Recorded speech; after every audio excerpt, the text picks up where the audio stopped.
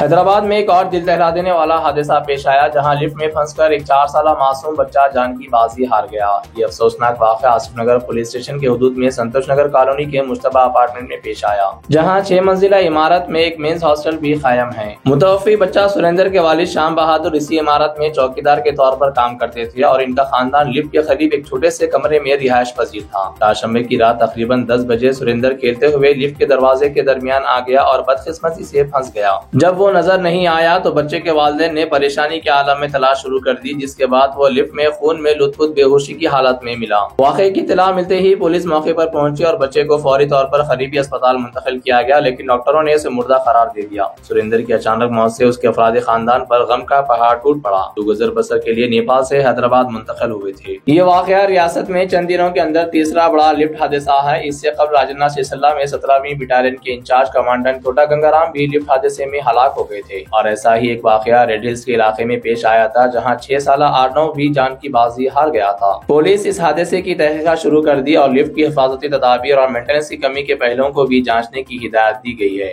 ఇది ముస్తఫా ఇక్కడ ఆసిఫ్ నగర్ పిఎస్ లిమిట్స్లో రాత్రి 10 గంటల సమయంలో ముస్తఫా పేయింగ్ గెస్ట్ హాస్టల్ ఉంది. ఇది ఒక 4th ఫ్లోర్ బిల్డింగ్ ఉంది.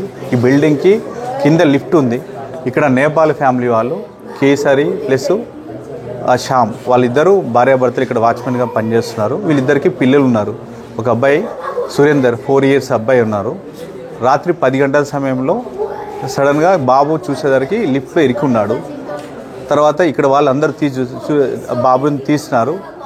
బాబు పూర్తిగా క్రష్ అయినాడు. గ్రౌండ్ ఫ్లోర్ నుంచి లిఫ్ట్ 1st ఫ్లోర్ మధ్యలో ఉన్న లిఫ్ట్ అయి మొత్తం బ్లడ్ ఉంది.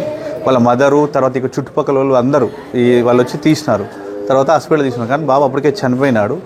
ఈ దీంట్లో ఇక్కడ ఎవరి నెగ్లిజెన్స్ ఉంది లేదా టెక్నికల్ ప్రాబ్లం ఉంది, ఇవన్నీ మనం ఎంక్వైరీలో తేవాల్సి వస్తుంది. లేదు ప్లస్ బిల్డింగ్ పర్మిషన్ లేదు, దీని గురించి ఒక్కసారి అవి వెరిఫికేషన్ చేయాల్సి వస్తుంది. ఇప్పుడు ఆల్రెడీ మనం బాబు వీళ్ళ ఫ్యామిలీ వీళ్ళ గురించి చూస్తున్నాం. మనము అతనికి పర్మిషన్ లేదని వీ విల్ వెరిఫై ఇట్.